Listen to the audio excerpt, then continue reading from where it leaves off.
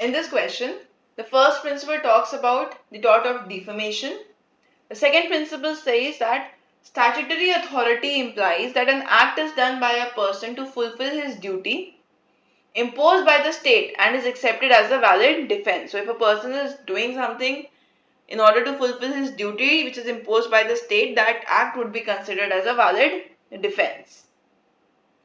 As per the facts, Vikrant is a smuggler who smuggles electronic components from one state to another.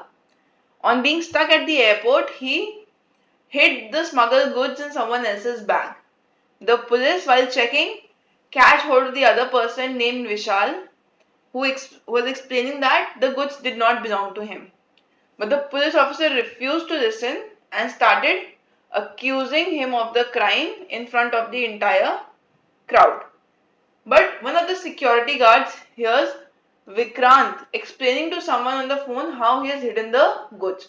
So he catches Vikrant and takes him to the police, where Vishal is being kept in custody. So during interrogation, Vikrant confesses to the crime.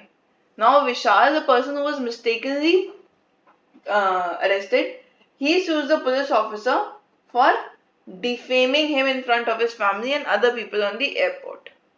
Now, as per principle 1, it might result in defamation, but principle 2 says that if an act is done under statutory authority, it would be a valid defense. So the people who were the security guards who were checking him at the airport, it was their duty and they found something on him. Therefore, whatever they did the act under statutory authority. Therefore, it will act as a valid defense for them and hence they will not be liable for defamation.